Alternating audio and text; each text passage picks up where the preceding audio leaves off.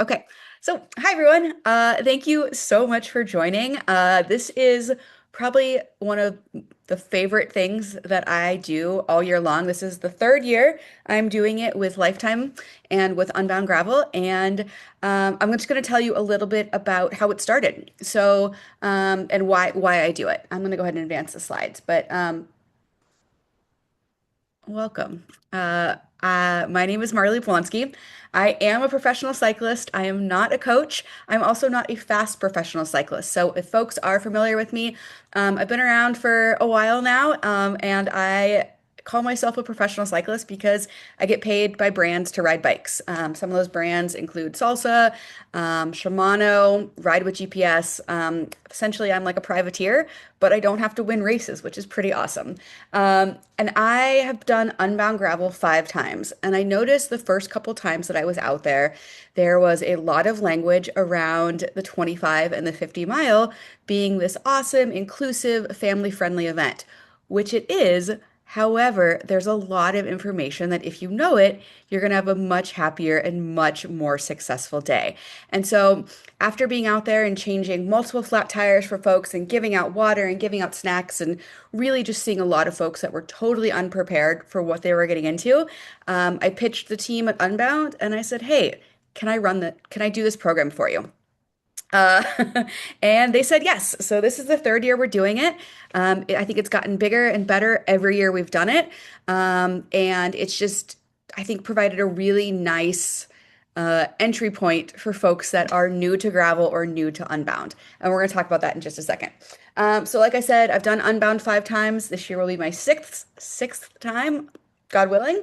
I am the co-founder of All Bodies on Bikes. I'm not going to talk about All Bodies on Bikes much, but we're a nonprofit that works on size inclusion in the cycling industry. I also write some columns for Cycling Weekly. I'll need to go back and look. I remember I wrote one about my first century at Unbound, and so I'll send y'all some links to some articles I wrote about this exact topic. And then relevant to this, I'm a Shimano Gravel Alliance member, which means that I know a lot about gravel, and Shimano has chosen me along with like 6 or 7 other folks to be a community representative. So if you ever have questions about Shimano products, gravel specifically, I am happy to try and answer those or point you in the right direction. As this conversation goes, I do have my eyes on the chat, so please feel free to put questions into the chat. I will, if they make sense at the time that I'm talking, I will address them then. Otherwise, we'll get to them at the end. But please do feel free to use the chat to chime in, share your knowledge. Go ahead and introduce yourself if you would like to in the chat. So like I mentioned, Wheels of Welcome, really this program is for anybody, but it's going to be most useful if this is your first Unbound Gravel. You know, maybe you've done a local event or two. Unbound is kind of like the Super Bowl of cycling events, and it can be a little overwhelming. I'm gonna give you all my insider tips and tricks, the things I've learned over the last 5 years. It's also a great program if you're new to gravel. Maybe you're feeling nervous, and you're wondering if, oh my God, what have I gotten myself into? Can I even do this? Yes, you can, and I'm going to help you guys get there. So 3 pretty simple goals for the program, just to give you kind of a high-level overview of what I'm hoping to do with this. I really try and cultivate an inclusive community, you know, regardless of what bike you're on, what clothing you're wearing, how much experience you have, you're welcome in the Wheels of Welcome program on our shakeout ride, which we'll talk about, and just in this community in general. My second goal is to lower the barrier to entry for gravel events. You know, like I mentioned, they say it's inclusive and family friendly, but there's some knowledge you got to have. Like if you get out here on this road in Kansas and you have no idea where you're going, or you don't have enough water, or you know you're on a bike with very skinny tires, you're not going to have as fun of a day. So I'm going to impart some knowledge into you. And then finally, educate and help prepare participants for success. And success to me is that you meet your goals. You know, if that's finishing, awesome. If that's getting a PR, awesome. But I just want to help empower you to reach those goals. So what this program is and what it isn't. It's honest, real world advice. I'm not going to sugarcoat things. I'll be really honest with y'all and give you the best advice that I can. I also want this to be like a judgment-free space to ask questions. There is so much information out there. I know it can get overwhelming, especially as you dive into like tires and tubeless tires and gear ratios, and it can all be like, I just want to ride my bicycle. So this is a great space, regardless of what level of cycling you're at, to ask those questions. This is not a pro athlete clinic or coaching. I mean, I guess technically it is a clinic because I'm pro athlete, but we're not going to be talking about FTPs or watts or any of that good stuff. I'm also going to try not to make it a gear flex session. I really come from the philosophy that all bikes, as long as they're working and safe, are good bikes. And I don't think you need to go out and buy all the new equipment. But if you do have questions about that stuff, I'm happy to help guide you in the right direction as much as I can. And then finally, there's no one right way to this.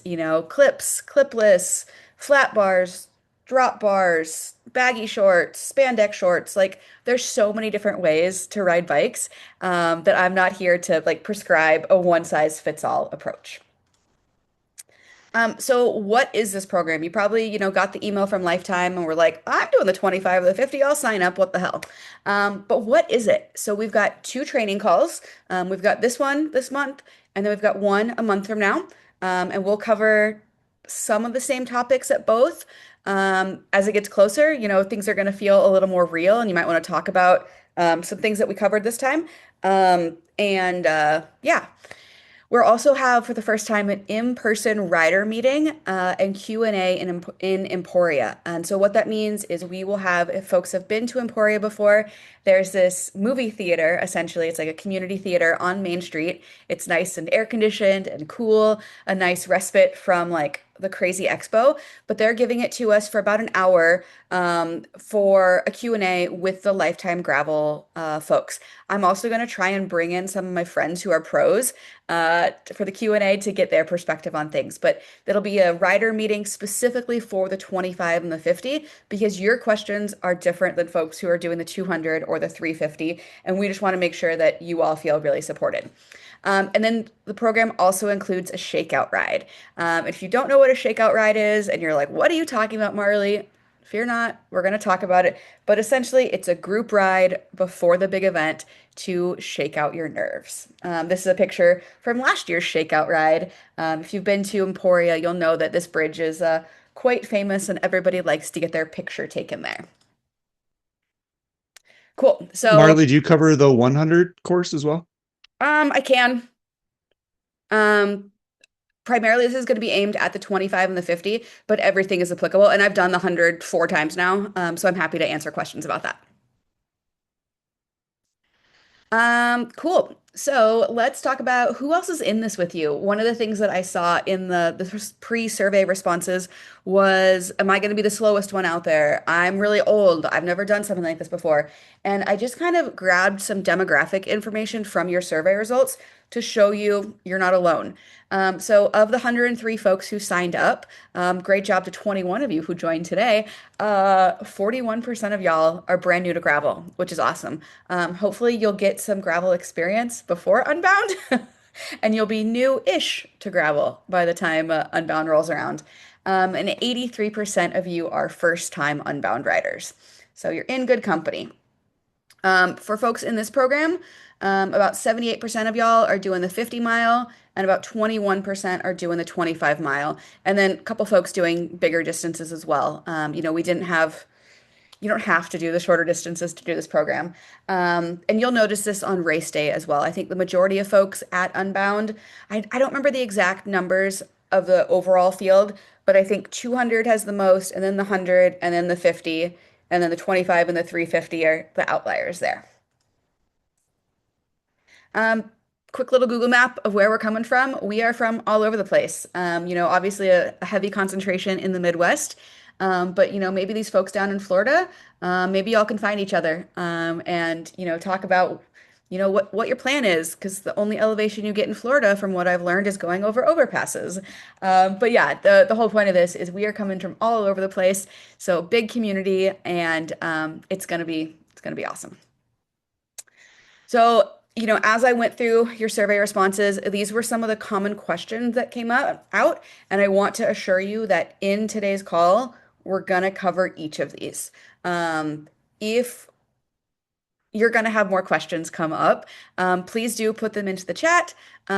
Or, if we get through the entire call and we didn't talk about it, we'll have time at the end.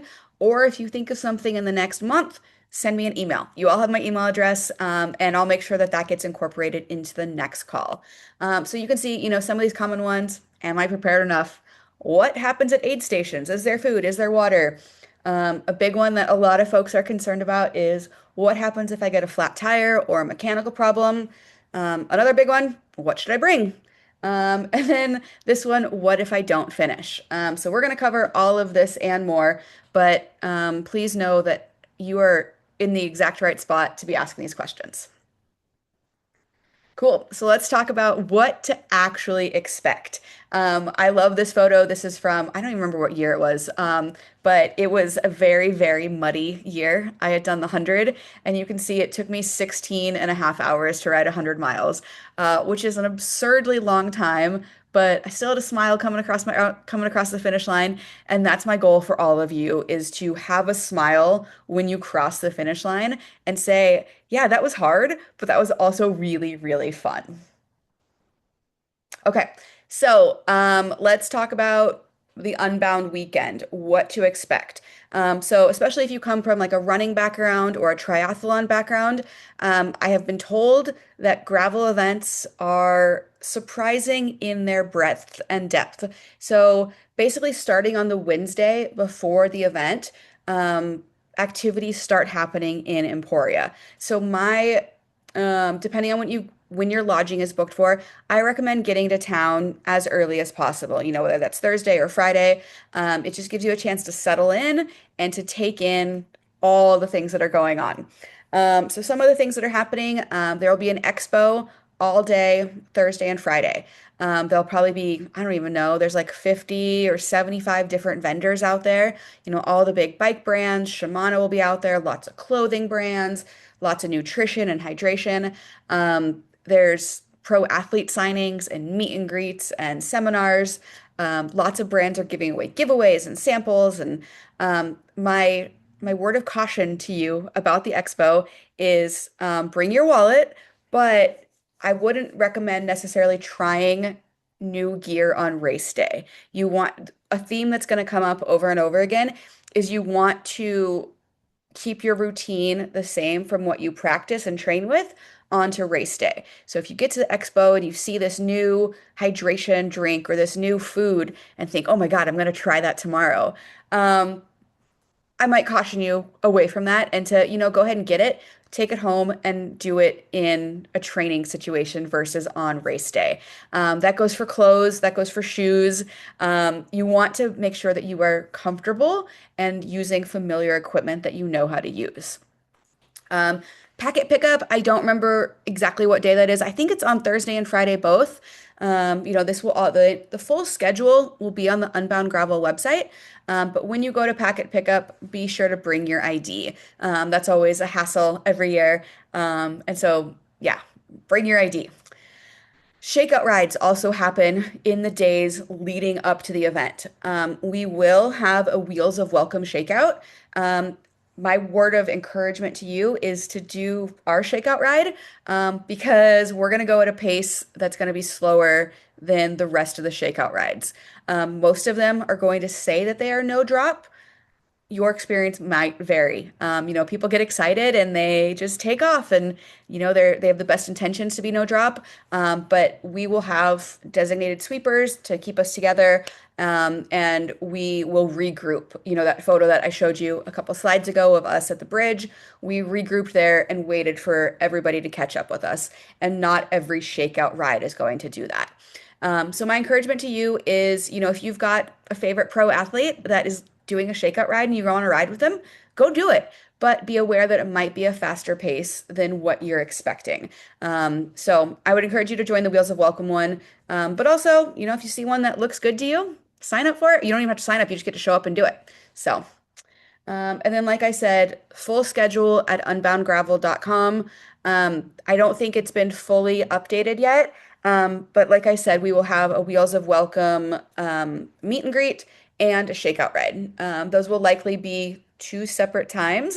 So that way we're not all sitting around a theater stinky after riding 10 miles. So our shakeout ride is typically about 10 miles.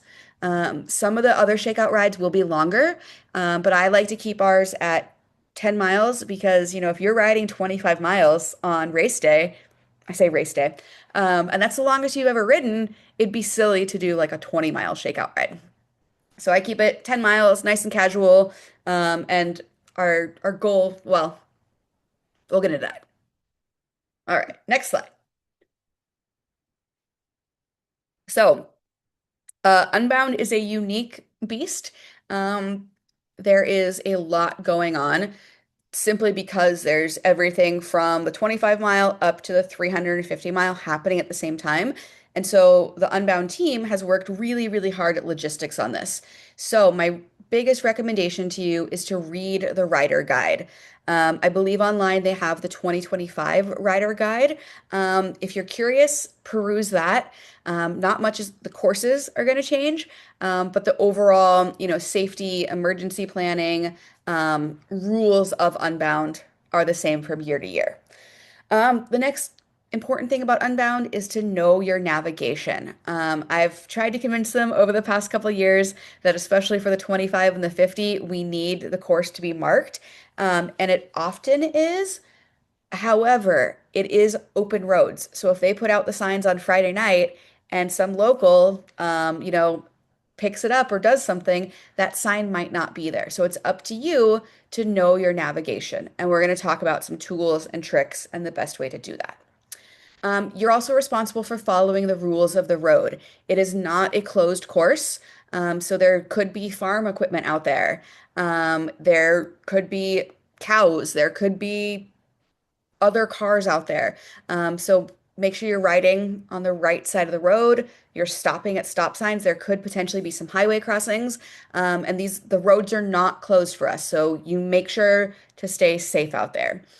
And then this isn't quite as crucial on the 25 and the 50 as it is on the longer courses. But they ask for no support crews on the course. So I know a lot of folks, their partner or your family likes to go out and meet them at the aid station or at the midway point as, moral support. And on the 25 and the 50, it's kind of okay. Don't tell them I said that, but it's at a city park. Unless the routes change significantly. We'll cover that more in depth next time, but in general, you're not allowed to have outside support on the course.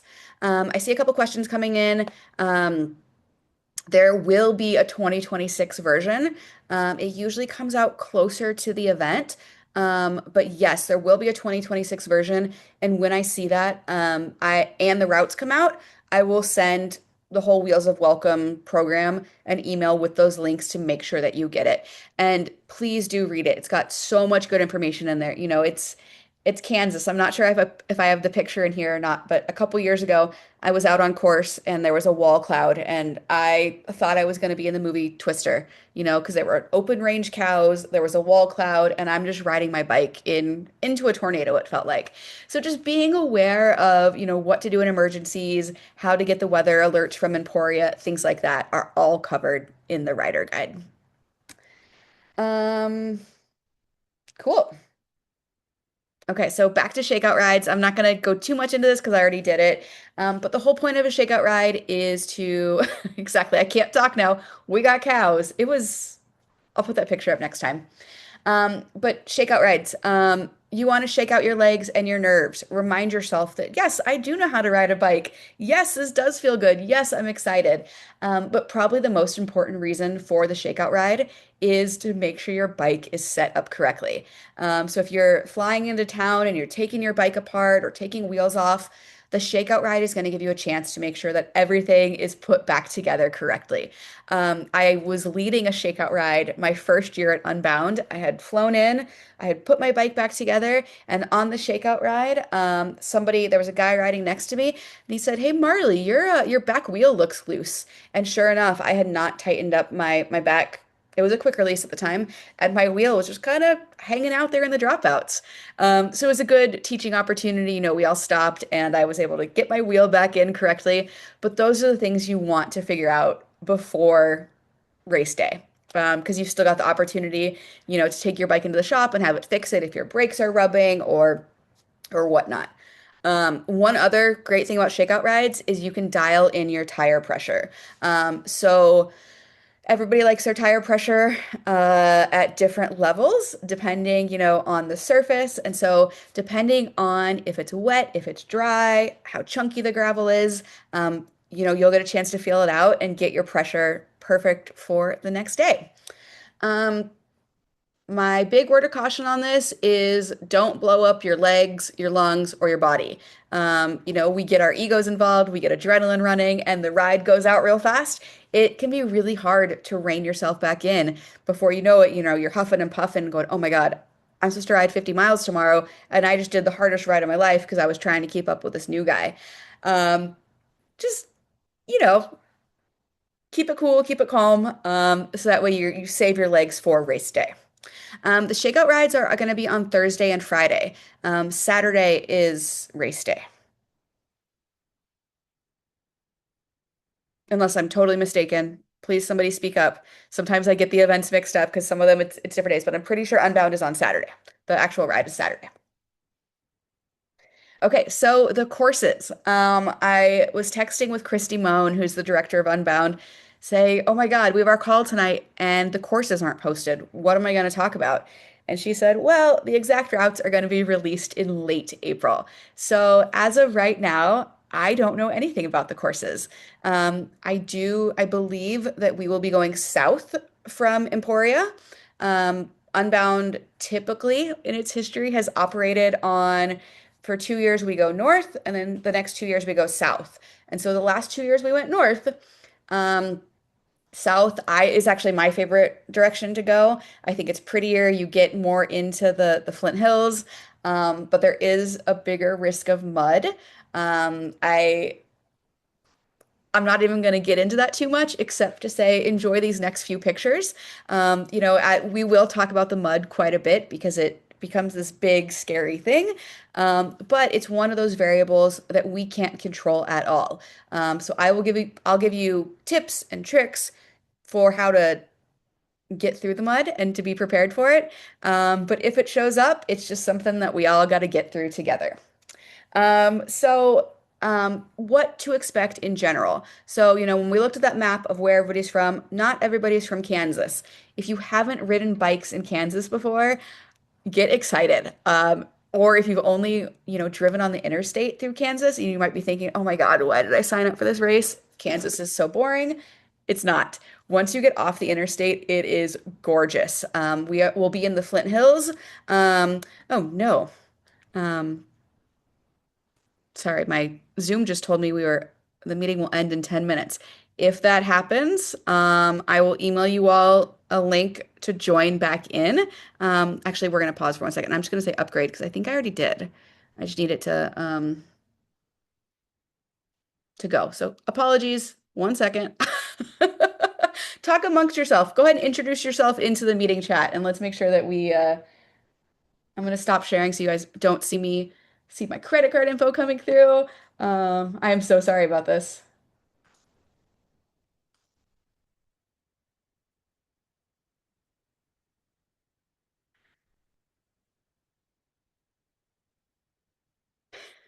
This meeting now has unlimited minutes. Okay, we are back. Goodness gracious. Okay. Apologies.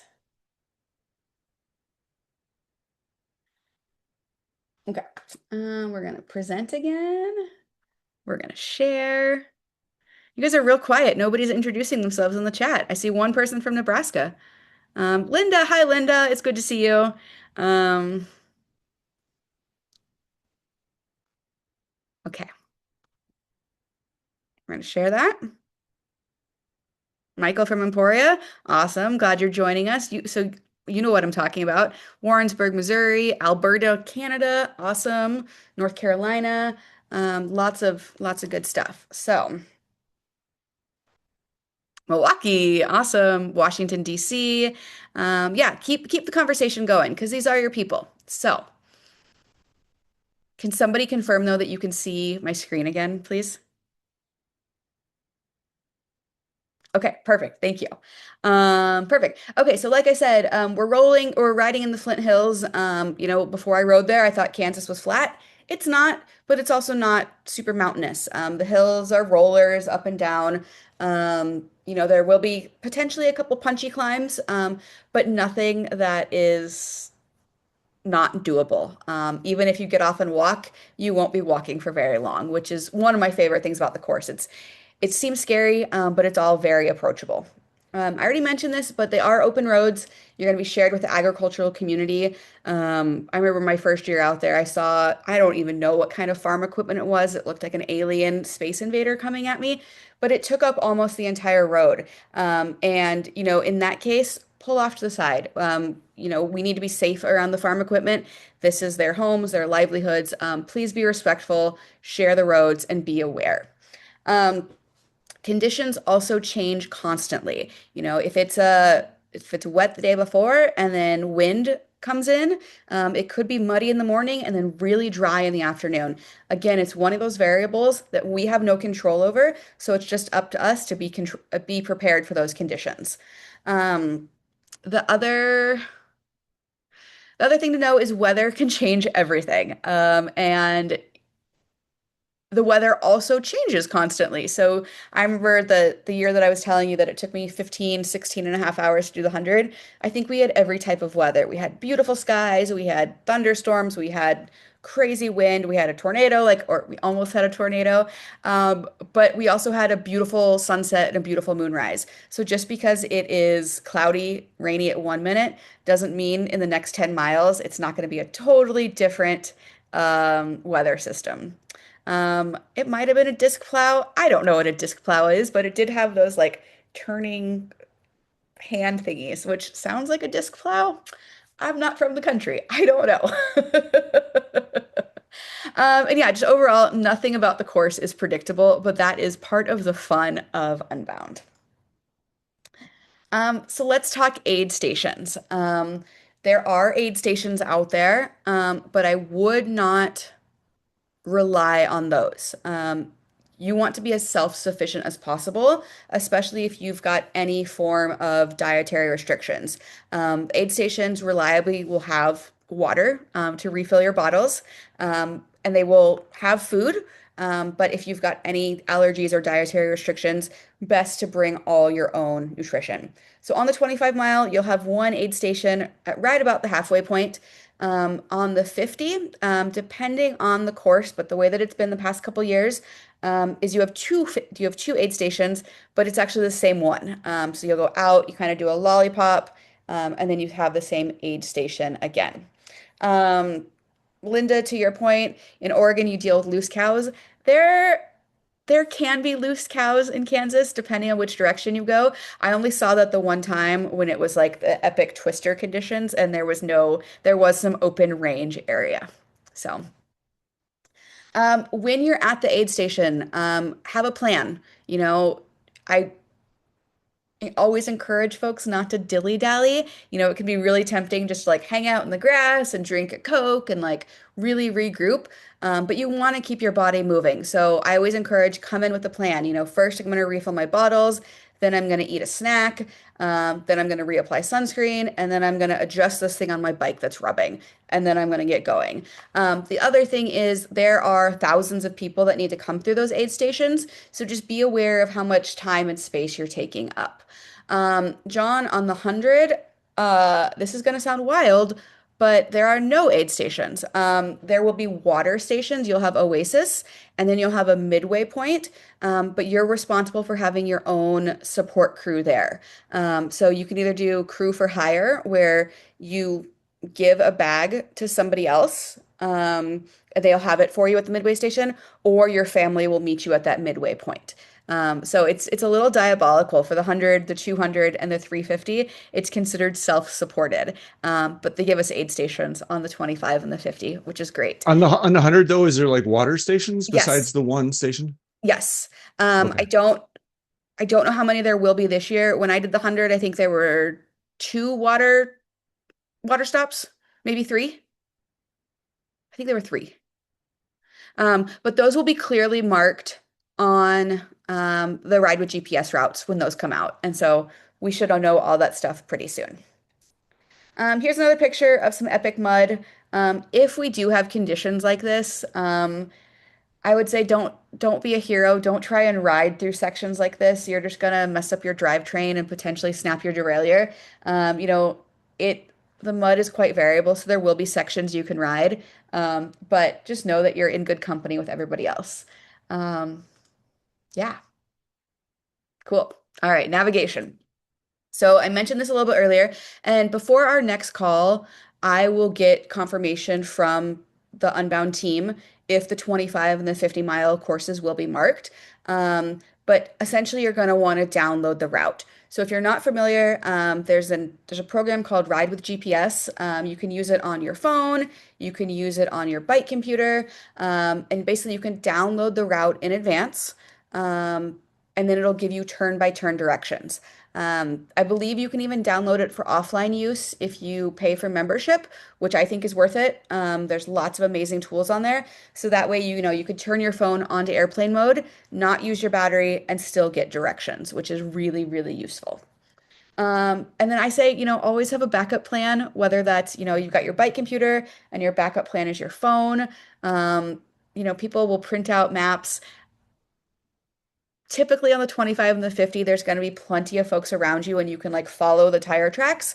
So I don't get too worried about folks in the 25 and the 50 getting too lost. But as you can see from this picture, there are times where I am slow enough that I'm out there all by myself. And you can sometimes see somebody in the distance. But if you're a slower rider, I wouldn't necessarily rely on just following the person in front of you because sometimes you get really spread out and there is nobody in front of you that you can see. I see your question, Jay Hulse. What distance am I doing this year? I'm undecided. I'm signed up for the 100. My knee is giving me a lot of difficulties these days. Um, and so we'll see what happens. I might be on the 25 on an e-gravel bike. Either way, I'll be there. So yeah. And then yeah, great point. You can download the GPX file for navigation. And we can get more into that and I can provide resources. But for this call, I just wanted to keep it at a high level. Okay, the mechanical reality, and we'll get more into this in just a few minutes. But just know that things can and will go wrong. People get flat tires. Your chain might break. Bags might rub. Things might fall off. Um, your day is not over if any of those things happen, especially for folks who are newer to the scene. That sounds silly. Who are newer to gravel cycling.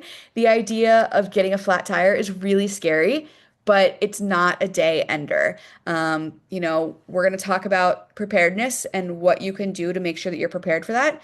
But also, typically, the community out there is amazing. If you're stopped on the side of the road, folks will ask you, "Hey, are you all right? Do you have everything you need?" And I'd encourage you all to spread that spirit as well. If you're knowledgeable about fixing a flat tire and you come across somebody who has a flat, see if they need help. It can kind of, if you're planning to go fast, it can maybe derail your day in that way, but it can be really nice to help get somebody rolling again as well. Cool. So let's talk about how to actually prepare. I've told you about, what to expect and what the weekend looks like, but let's talk about steps you can actually take to prepare. And we'll go more in depth on this next month. But I think, we are, it's April, we're 2 months out from Unbound.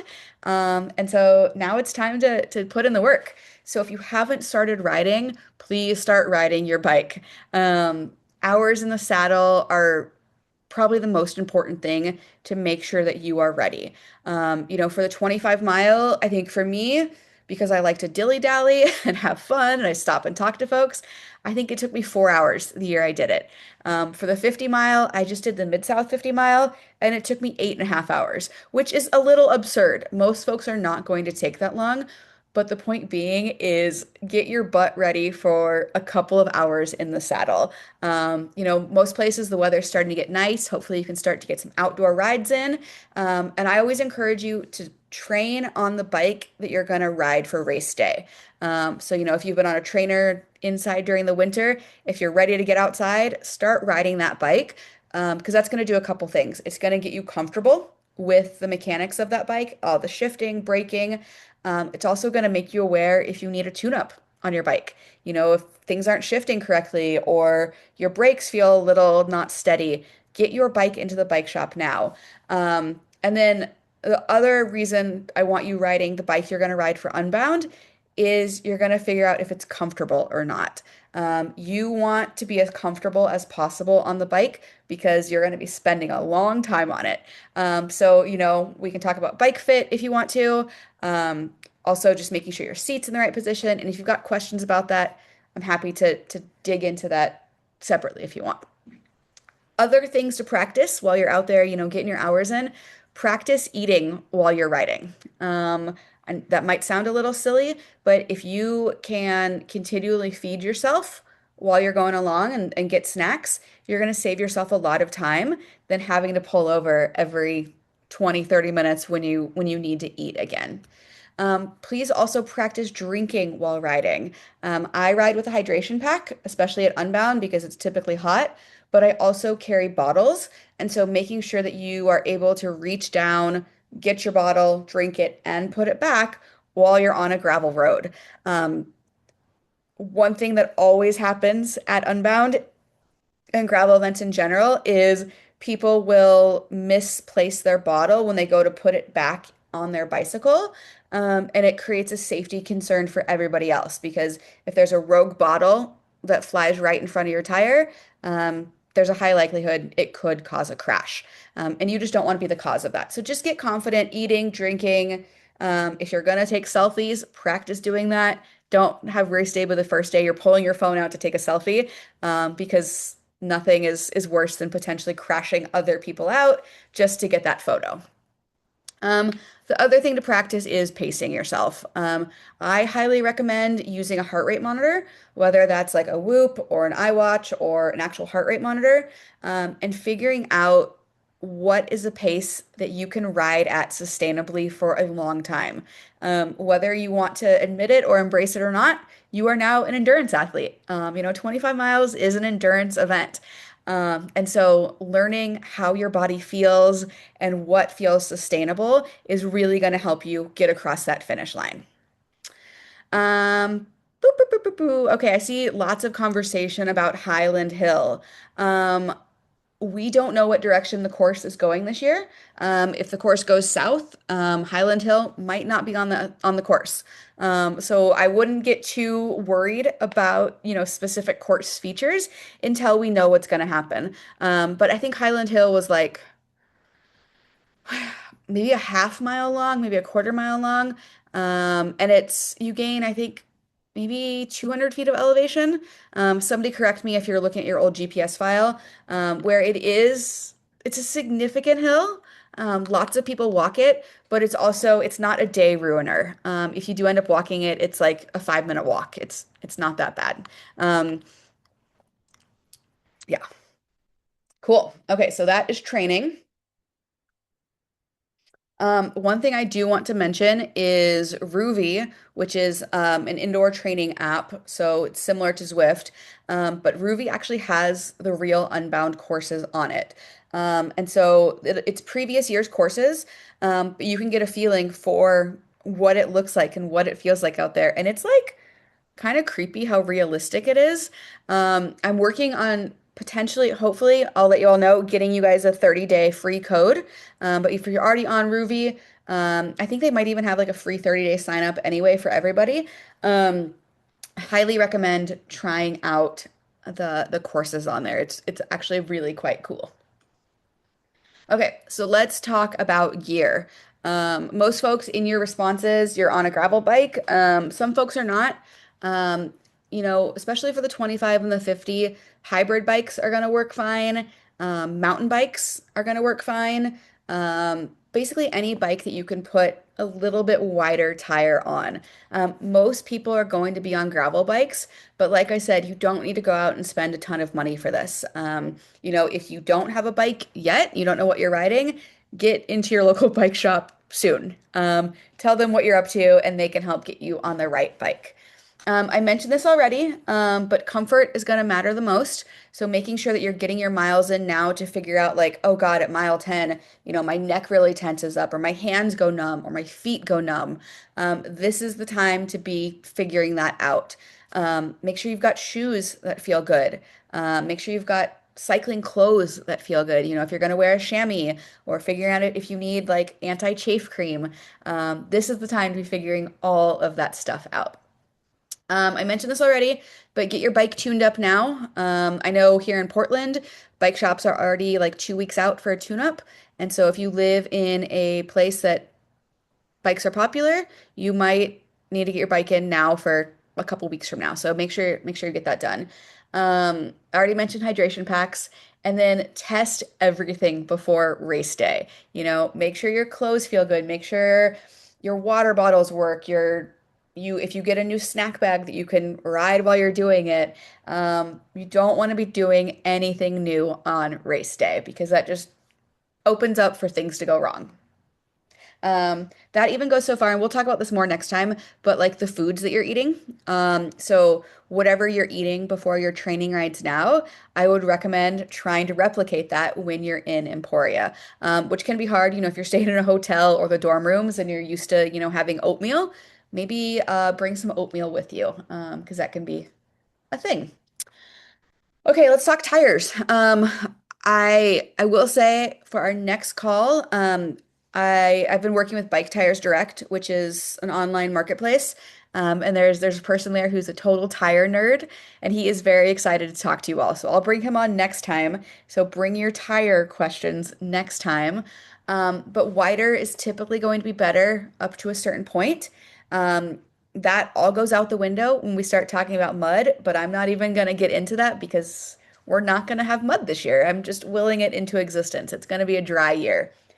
Also highly recommend tubeless, a tubeless setup. If you don't know what tubeless is, go talk to your bike shop. It's essentially where they, instead of having an inner tube in your tire, it's sealed with like a latex compound. It's like a liquid. So that way, if you get a puncture, the latex comes out and it seals the puncture before you lose too much air. And I've been running tubeless for the last 4 years, and I've gotten one flat tire because I sliced my sidewall. So it's quite reliable, especially in the Flint Hills where the rocks are a little bit sharper. The gravel's a little bit bigger. My one word of caution on tubeless is make sure you have fresh sealant. You should be checking your sealant at least once a month, but definitely before Unbound, make sure you've got fresh sealant in there because there's nothing worse than getting a flat tire and saying, "Oh, but I set it up tubeless," and it's like, well, your sealant dried up, and now we've got to put a tube in there, and it's just a whole annoying process. Please learn how to fix a flat tire. There are a million excellent YouTube videos out there. Lots of bike shops will offer clinics on this, and that goes for tube and tubeless. You need to know how to fix both or either. It's not super hard. It can feel really intimidating the first couple times you do it, but if you get used to doing it at home, it's going to be a lot easier than doing it on the side of the road. The other thing I'll say about that is know how to take your wheels off.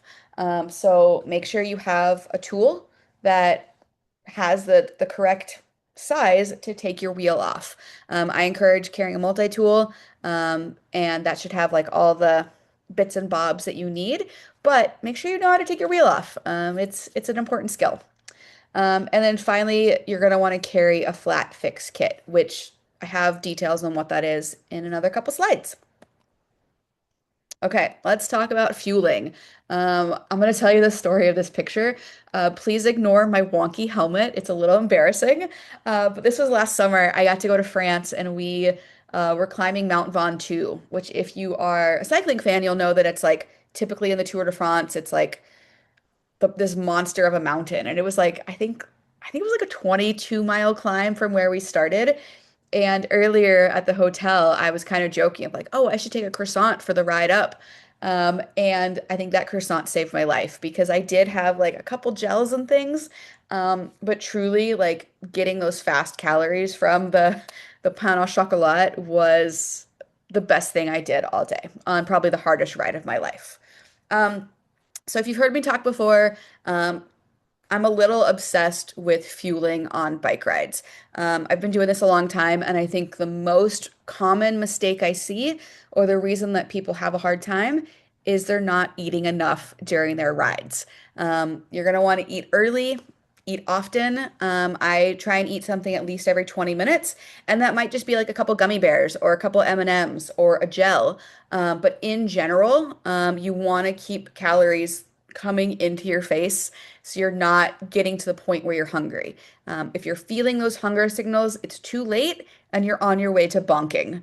Bonking is when you are basically out of energy and you get hangry or shaky or you just like can't really function. That means your blood sugar has dropped and you need calories.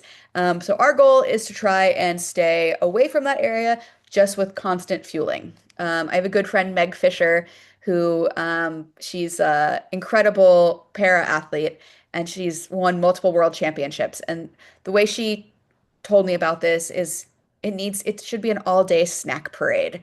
We all know that we're capable of riding our bikes for a long time, but the real challenge is making sure that you're eating enough during the day. And then I'm going to harp on this again, train with what you'll use on race day.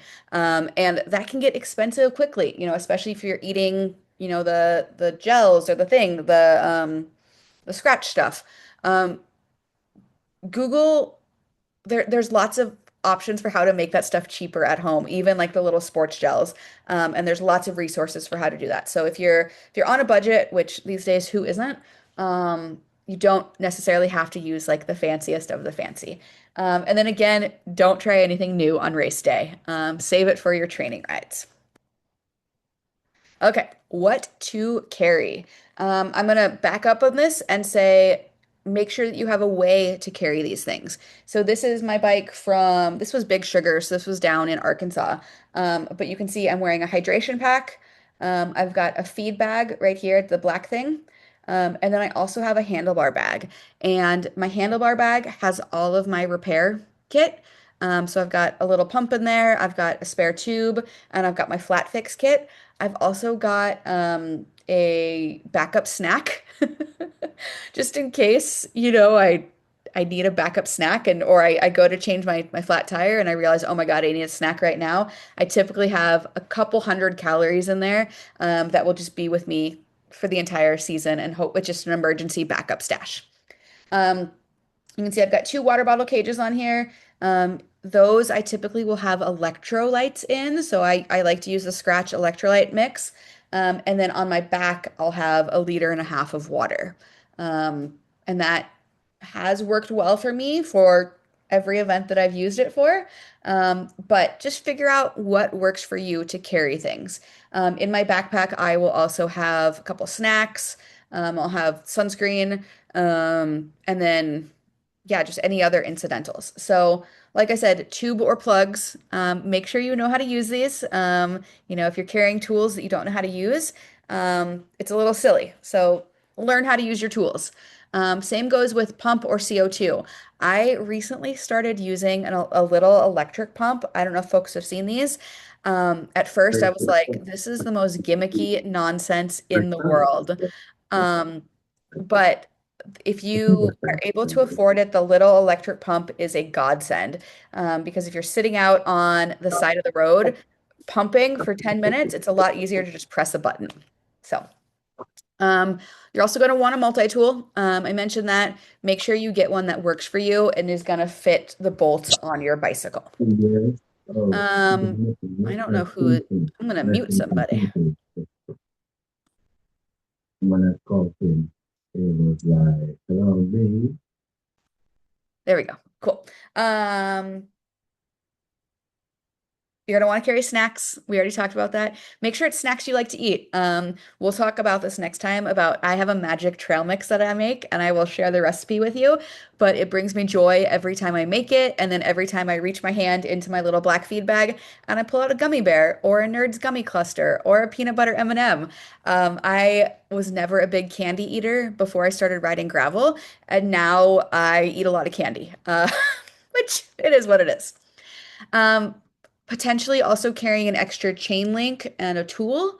To do that, I have these nice little pliers from Wolf Tooth that let you, if, this is if you have like a master link, and we're getting a little bit nerdy and technical here, but basically it has my extra chain links here, and then I can do the pliers right there. So this is in my repair kit as well.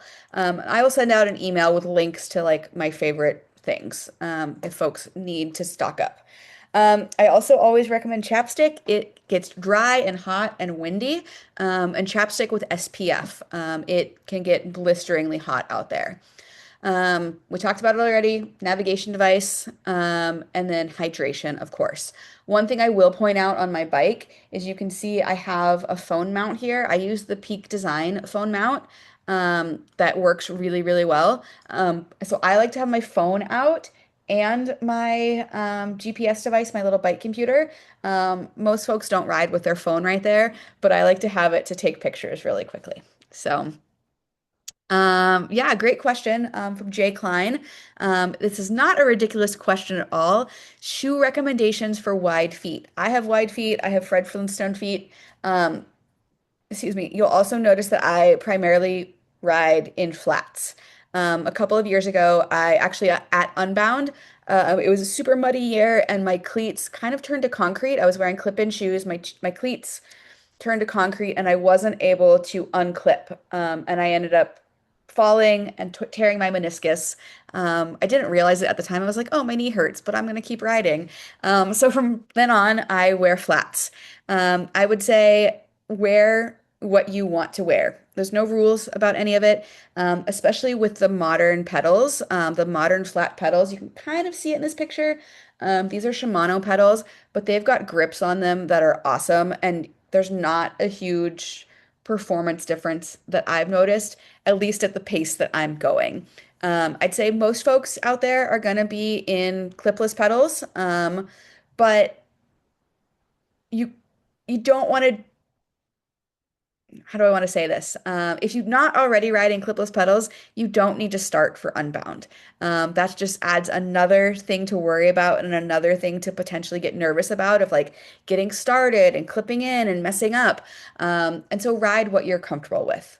As far as specific shoe recommendations, I sound like a Shimano salesperson. I mean, I kind of am, but Shimano makes most of their gravel shoes in a wide. That's both the clip-in pedals or clip-in shoes and the flats. They make those in wide. I know Lake makes a wide version. I think CD makes a wide version, but also Vans work great. Converse work great. Whatever you're already using will potentially work well. There's the thing there is you want the stiff sole, and I'm happy to help troubleshoot with that with you as well. As far as bug spray, I've never brought it on Unbound. You're in an ideal world, you won't be stopped for long enough for bugs to be an issue. But I would say if you're sensitive, you know that like you get a big reaction to mosquitoes, bring it or apply it beforehand. It could also be helpful for the expo and like the days leading up because that all happens outside. Okay. Um, Finally, just some closing thoughts before we go into Q&A. Um, it is not about speed. Obviously, there are the pros there, and for them, it is about speed, and you will see a huge media hubbub and lots of folks. But for those of us who are new to this or just getting into this, like showing up is a win. Finishing is an even bigger win, and I'm confident that you all will be able to finish this. And trying something new. Like, how often is it as adults that we get to try something new and be a beginner? Excuse me, I've harped on this a little bit already, but there are, excuse me, ooh, there are like a million variables that are out of your control on race day. You know, the weather, the wind, the course conditions, how fast everybody else is going around you. All of those things are out of your control. And so, a lot of people worry about like, oh my God, what if I'm last? What if you're last? You're still finishing. It's great. That just means everybody else was a little bit faster than you, and there's nothing wrong with that. Um, all that to say, you can prepare for hydrating correctly, eating correctly, making sure that your bike is in good working shape, that your fitness is where as good as you can make it, and that your attitude is good. And so if you get all of those things lined up, all the other things can go totally sideways. It could be thunderstorming and ugly and rainy, but you could still have the best day ever because you're totally prepared for it and you've got that good attitude. The other kind of closing thought is to ride your own ride. Remember your why. Why did you sign up for this crazy thing in the first place? What are your goals for the day? What is your motivation? I'd also encourage you to ride your own pace. I see lots of folks come out here with a partner or a friend or a cousin, and they try and stick together all day. Which for some people it works and they have a great time.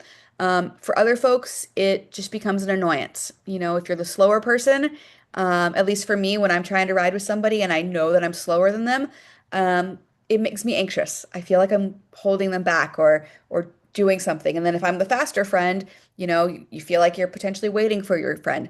So I would encourage you to, have an honest conversation with whoever you're coming with and say, hey, whatever happens out there, this is our plan. We'll meet up at the end or we'll meet up at the aid station or whatever it might be. But don't let your day get derailed by somebody else's bad attitude or failure to prepare. You can do as much to get them going as you can, but you still deserve to have a good day too. And I hope that doesn't come off sounding selfish, but you've paid a lot of money to be here, and you want to have a good experience as well. I'd also encourage you, have fun, make friends, say hi to people. We'll talk more about specific group riding techniques and like where to position yourself on the road if you're a slower person or if you're nervous about the hills. We'll talk about that next time. But everybody out there has chosen to be there. They're typically incredibly friendly. If not, they just need to eat a snack and then they'll be friendly in 5 minutes. And yeah, it's truly one of my most favorite events. Okay, so we will have another call on May 6th. Um, we will talk specifically about course details because by then the course will be out. We'll talk about navigation. I'll talk specifically about race day planning and making sure that you are fully prepared the night before. And then just whatever other topics y'all come up with. So I think, yep, that is the end. I'm going to stop sharing and open it up for questions. So feel free to put them into the chat or come off and talk to me. Recommendations for flying with your bike. Yes, I will be flying with my bike. It is not the most fun thing in the world. Um, if you can get a bike case, lots of bike shops will rent them out. Some people, people let you borrow them. Use a bike case. Learn how to take your bike apart yourself, so that way you can put it back together. So take pictures of your bike as you're taking it apart. Label things, label where your seat post is at so you can get it back to the same place, label where your handlebars, the angle of your handlebars. The other option is you can ship your bike directly there's a bike shop in town called Merchant Cycles, and there's this thing called bike shipping or bike flights that does bike shipping. And you can have your bike shipped to the bike shop and they'll put it together for you. But that's something you'll want to look into like now, basically, because you need to ship it a couple weeks in advance to make sure it gets there in time. For most American airline carriers, bikes are considered a regular piece of luggage as long as they're under 50 pounds. Check their website, but I know Alaska, American, Delta, Southwest, bikes are just considered another luggage piece of luggage at this point, and so it's not crazy expensive to fly with them. The other thing you can do if you don't have a bike case is to get a bike box. So call up your local bike shop. They often have bike boxes for free. Get packing equipment from them. Sometimes they'll charge you like 20 bucks or something. But pack your bike well. You don't, God forbid, a suitcase lands on top of your box, you don't want that to hurt anything. So I would say pad it up, and make sure you're not flying with CO2 cartridges. There is, like I said, bike shop in town, Merchant Cycles. They can help you get your bike rebuilt if something goes wrong and you don't get it put back together correctly, but you can also purchase CO2 there. So, I will be posting a link to the May 6th session. I'll get this call uploaded to YouTube. And please share this with other folks that you're doing, that you know are signed up for Unbound. I know like 20 of us are on this call, but 100 folks signed up. So hopefully lots of folks watch it. Um, what other questions do y'all have?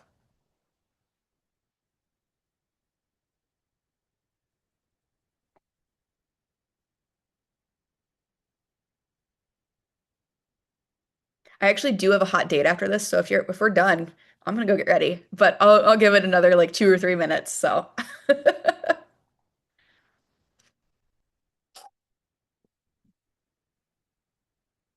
yes, you guys are so welcome. Honestly, this is like I said, one of my joys to do this. I hate seeing people suffer on the side of the road. And there's just, yeah, some basic things that you can do beforehand. I heard the terrain is so rough and I don't want to damage the bike. True. No, it's not too bad. All the pictures you've seen, so this picture, oh, I guess can't see it anymore. Um, it can get a little rough, a little bumpy, but there's nothing too crazy, too wild. The people damage their bikes when they try and ride through mud or other conditions that would damage the bike. So that's where you get the derailleurs ripped off or um, mud caking up on the tires and then like rubbing through carbon frames. But typically those conditions are going to be on the 100, the 200, or the 350. Uh, um, and not on the 25 or the 50. Um, you could damage the bike by full sending it downhill. Yes, that is true. But yeah, for the most part, the terrain is very, very rideable. Yeah, Paul, that's correct. No support crew at the aid station. But and I'll be able to give better guidance on this next month when we see the courses. If it's going to the same, if the 25 and the 50 are going to the same place they've gone in years past, there's a nice little city park there where it's actually quite easy for your family to come out and meet you as long as they don't drive on the course. So they take alternate roads to get there. Um, and then if you're doing the 100 or the 200, you actually do need a support crew at the aid station, but that's a whole different ball game, and we should talk about that separately because I don't want to confuse folks. Yeah, I would say it's comparable to Gravel Worlds in Lincoln. If folks have ridden in Lincoln, Nebraska, or anywhere else in the Midwest, it's comparable to there. Nothing too crazy. If you've ridden in Bentonville, Arkansas, or other areas of Northwest Arkansas, it's easier gravel than that area.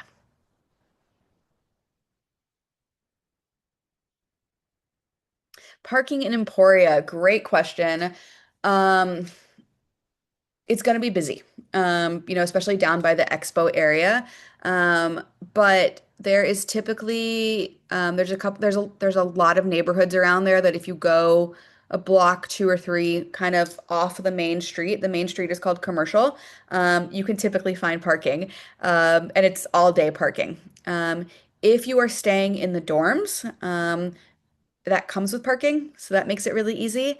But I truthfully have never had a problem finding parking on race day. And we'll talk about actual race day schedule next time.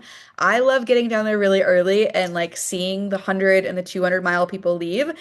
and which gives me time to like digest and drink a coffee before the 50 and the 25 leave.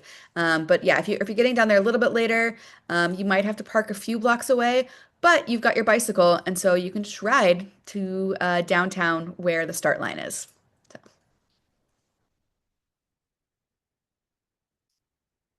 any other questions? Okay, like I said, please email me with if you think of anything that you're like, oh my God, I hope she covers this. Yeah, email me and let me know. Otherwise, I'll see you guys in 2 months. Start riding your bikes.